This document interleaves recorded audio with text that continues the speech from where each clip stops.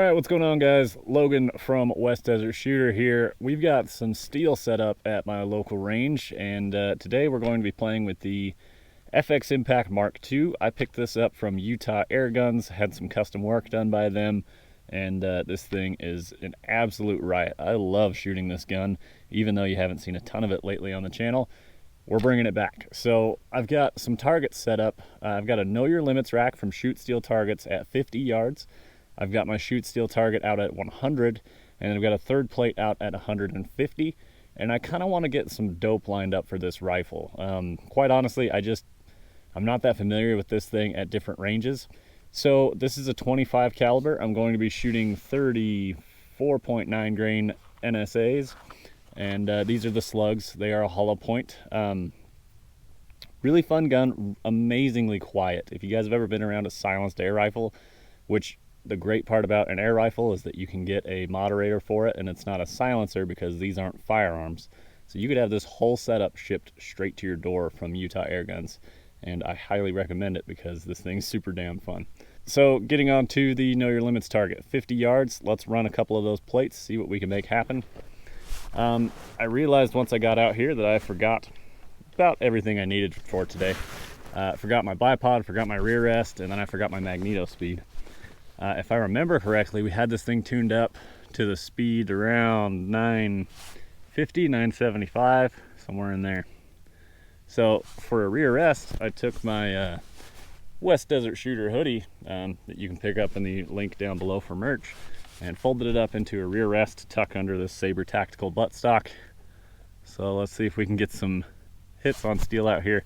I'm going to be shooting a little less than conventional way that I normally do. I'm going to hold my scope up top just to help stabilize this rifle. So here we go, guys. Got a bubble level right on the back of my scope base, and we should see how this thing works. So 50 yards, here we go.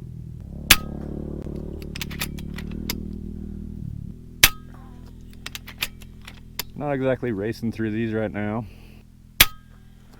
That was close. The downside to where I'm shooting these right now is that I can't see where I miss. It just goes flying into the bush, and it's a mystery. So see, once it disappears, it's just gone. And 1/4 inch at 50 yards, half MOA. I ticked it, I'll call it. So all right, we've got a confirmed 0 at 50 yards. Now we need to figure out what we need for 100 yards. Use my Ballistic AE app, and here we go. Out to 100, looks like a 2.3 mil drop. All right, so before we start our 100-yard shot, I need to get my parallax dialed in. This is the Arken Optics SH4 Gen 2, 6-24 on this guy. Shooting on 16 magnification for the moment. So yeah, let's go ahead and dial up. Off camera, real quick, I zeroed out my turret because I just put the scope on this gun. And 100 yards, 2.3 mils. Now, I haven't chronographed this today. I forgot my magneto speed because I'm forgetting everything today. So let's just aim center mass of that plate. It's a pretty good sized plate for 100. Let's see what happens. Okay. Half mil low, half mil left of where I was aiming. Yeah, so let's bring that up. Half mil. And then I need to bring it right to half mil. Our vertical shift is really consistent. So our velocities are really consistent, which I've found in these air rifles is crazy good. Like their SDs, it's almost the exact same speed every single shot. Like the same foot per second. SDs are usually like low single digits, like 3 or 2. Okay, I think we got a pretty good 0 there then. So it ended up being 2.8 mils at 100. So maybe we're flying a little slower than I thought. Because at 100, 2.3, yeah, I'm a half mil off already. So as we jump out to 200 yards, nope, we're not going to 200, we're going to 150. 5.3, I'm going to jump all the way to 5.8 to start and see what happens. So let's see where this lands. Low. about 1 mil low. And I was already at 5.8, so let's go to 6.8.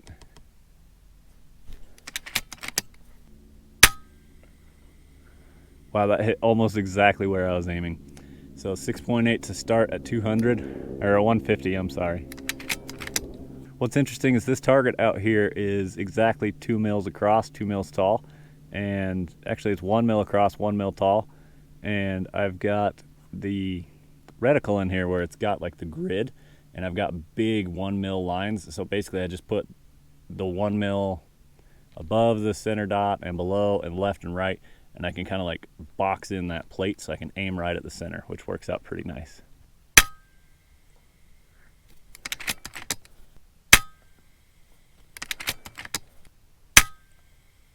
Holy crap, that group down there is looking awesome. Yeah, that's why I love this FX gun. This thing shoots so good. And on top of it shooting crazy good, like this thing will shoot a ragged hole at 50 yards. It's so inexpensive to shoot. And right now, when you can't even get reloading components like powder and primers, Utah Airguns has shelves and shelves of these pellets. Like you go in there, you can get whatever style you want, different weights, all sorts of different brands. And you can, I mean, this guy has 275 slugs in here, and that costs less than a box of 20 rounds for the cheap 5.56 right now. So what's not to love, man? You get out there and shoot. It runs off of just compressed air. It's not CO2 or anything like that. It's just compressed air to extreme levels. So this guy, its max pressure within the gun is 250 bar, and then I've got a large tank that I keep that it can go up to like 300, 350 bar. And it's a great big tank that can refill this 15, 20 times maybe, and you can continue shooting, and you can shoot a bunch of pellets with that. And these things are super tunable with the different, you can tune how hard the hammer hits the valve. You can tune how much pressure is in the plenum back here. It can do so much more than I really even like know how to adjust. These things are crazy cool, and they shoot really good. So we're gonna go put out a target at 200 now and see if we can get a hold of 200 yards. I think that landed low. So let's try 4 mils plus 7, so we're up to 11 mils. And we just ran out of ammo. So let's talk about another aspect of these air rifles, which I think is really important. This is my go-to rifle for somebody who's never shot before. These serve very well in teaching someone how to shoot rifles, because I typically go out and shoot prone. It's a great training tool for that. It helps people get familiar with using a scope, because I run a scope on mine. The number one aspect I think there is to the air rifle is they are not intimidating. They don't look like a scary gun like the news has taught people to be scared of. They don't look like an AR-15. They look pretty wild. Like, even for a gun guy, they're definitely cool and unique. But I think for someone who doesn't know guns, they're less intimidated by something that they're not that familiar with. They're also very quiet when you're out there shooting. So it's not like this huge boom. They don't recoil at all. So you can shoot this thing as many times as you can in a day. Like, you'll never get fatigued from running one of these. And not only that, they're just fun. Like, it's crazy accurate, so you hit what you're pointed at. And it's just fun to shoot.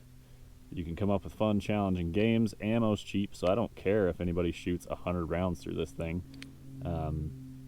There's some really great positive aspects to these air rifles, and I highly recommend them, especially during this ammo shortage. Like, I keep hammering that because it's just, it really sucks buying really expensive components, and with one of these, you don't have to. You can get out and shoot and practice, and you don't have to worry about finding primers. Again, this Archon Optics SH4 Gen 2, there's an affiliate link down below. I constantly get questions of people asking how I like these. I would not run them on my guns like I do if they didn't work good. So let's try 4 mils on top of 7. Not sure what happened there. Low right. Got it. It's just a little higher than 5 mils of drop. So it's like 4.9, 4.8 plus 7. So 11.8 when our chart called for 8.8. So chart's way off. My velocities must be different.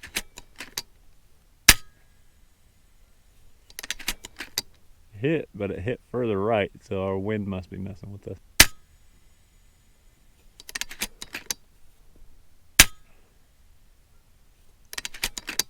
We're getting a lot more left to right at this point. They're trending pretty high. I probably need to drop to like 4.5. So 4.5 mils left edge of plate. That was almost dead center on that plate. Real quick, guys, taking a look at this target out at 150 yards. And you got a 3-shot group less than an inch right there. You got these 3 less than an inch apart. I mean, all together, 2 inches maybe. Looking really good. This is the first shot, and then the rest of them all landed off to the left. Maybe a little bit of a wind change there, but super happy with that. Well, thanks so much for watching, guys. My name is Logan with West Desert Shooter. You can pick up merch like this shirt down below, as well as this multi-purpose hoodie that has my logo on there as well. You can use that as a shooting bag if you forget to bring your shooting bag to the range trip.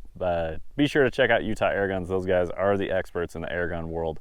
They're super awesome dudes, and they really want to help you out, and they've been really awesome to me. So that's why I keep bringing their name up, because they treat me so well.